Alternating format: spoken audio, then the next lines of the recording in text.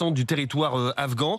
Et en fait, il a suffi que les troupes de la coalition internationale s'en aillent pour que l'armée nationale afghane s'effondre en quelques semaines. Le général Dominique Trinquant est avec nous. Bonjour, général. Bonjour.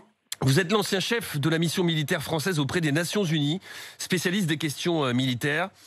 Général, je vous pose la question, les talibans ont-ils d'ores et déjà gagné cette guerre ? Alors, ils n'ont pas forcément d'ores et déjà gagné la guerre, mais ils sont en bonne passe pour la gagner. Ça dépendra des autres Afghans et de leur capacité à s'opposer aux talibans. Mais aujourd'hui, c'est certain que le départ de la coalition internationale leur ouvre grand la porte. Nous avons passé de nombreuses années, je dis nous, français, en Afghanistan. Au plus fort de l'engagement français en Afghanistan en 2010, nous avions 4000 hommes sur place. Général, je ne me trompe pas.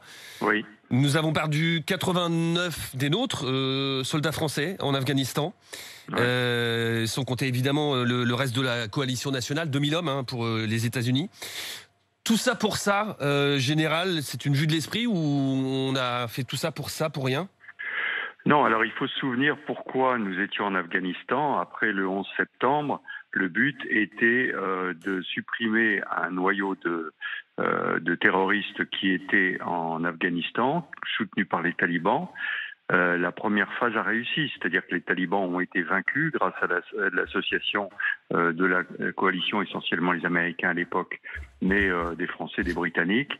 Et puis la deuxième phase, j'allais dire, qui a été de neutraliser Oussama Ben Laden. Donc il faut se rappeler qu'il a fallu 10 ans et que c'était pas en Afghanistan mais au Pakistan. Donc cette première phase était une réussite.